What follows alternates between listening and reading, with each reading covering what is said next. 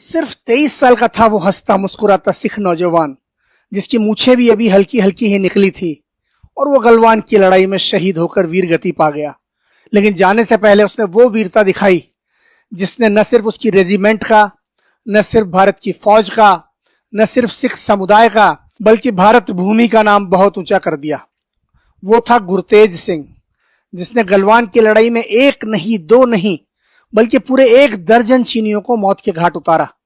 वो भी तब जब 4-4 चीनी सैनिकों ने उसे पकड़ा हुआ था। वाह रे गुरतेज, तुमने साबित कर दिया कि ऐसा क्यों कहा जाता है कि एक अकेला सिख 1.25 लाख के बराबर है। आज जब मैं शहीद गुरतेज सिंह की बहादुरी और शहादत की बात याद कर रहा हूं तो मेरी आंखों में गर्व के आंसू हैं। शहीद का वीडियो है दोस्तों, पूरा देखना और अपनी आंखों में बसा लेना।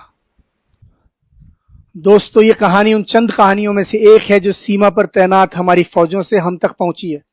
ये सरकारी जरियों से नहीं आई है, बल्कि खुद हमारे वीर जवानों ने इस बेमिसाल शहीद की कहानी एक पत्रकार सुबीर भौमिक तक पहुंचाई। हम उन्हीं के हवाले से ये कहानी बयान कर रहे हैं। गलवान में 15 जून की शाम की घटना तो आपको पता ही है कि किस तरह से हमारे 20 जवानों को चीनी फौज ने धोखे से शहीद कर दिया। कुछ सीधे हमले में शहीद हुए तो कुछ नदी में गिर जाने की वजह से, और उसके बाद हमारी फौज को तुरंत जवाबी हमला करना था। हालांकि उसके पास तैयारी करने या हथियारों की व्यवस्था करने के लिए ज्यादा वक्त नहीं था, लेकिन बिहार रेजिमेंट के साथ साथ 3rd पंजाब की घातक प्लाटून को भी देश की सेवा में बहादुरी दिखाने का मौका मिला। इस प्लाटून का नाम ही घातक प्लाटून है और उसने दिखा दिया कि उसका यह नाम क्यों है।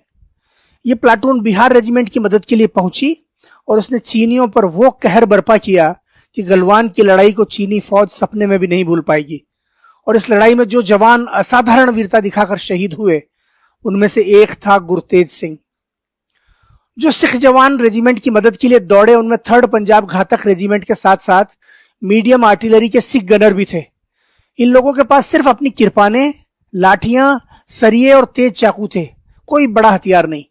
लेकिन वे वीरता के जोश में इतने मदहोश थे कि उन्हें छोटे या बड़े हथियार की कोई परवाह नहीं थी। सबके सब बोले सो निहाल, सत श्री अकाल का नारा लगाते हुए चीनियों पर टूट पड़े। एक तरफ उनकी दहाड़ और दूसरी तरफ उनकी वीरता देखते ही बनती थी। गुरतेज के साथी जवान बताते हैं कि 4 चीनी सैनिकों ने गुरतेज पर हमला किया। उन्होंने उसे चारों तरफ से घेर लिया और उसे मारने बढ़े ही थे कि इस वीर ने बोले सो निहाल का गगन भेदी नारा लगाया और उनमें से 2 को बुरी तरह झटक कर उनकी पकड़ से बाहर निकल गया। और इसके बाद उसने जो किया वो गुरु के आशीर्वाद वाला कोई खालसा ही कर सकता है। गुरतेज ने चारों पर हमला किया और 2-2 को घसीटकर पहाड़ी के मुहाने पर ले आया और नीचे ढकेल दिया। चारों के चारों मारे गए।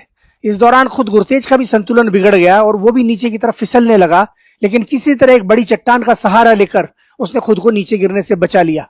4 चीनियों को नरक के हवाले करने के बाद भी गुरतेज की दिलेरी देखिए कि वो कुछ और चीनियों पर भूखे शेर की तरह टूट पड़ा।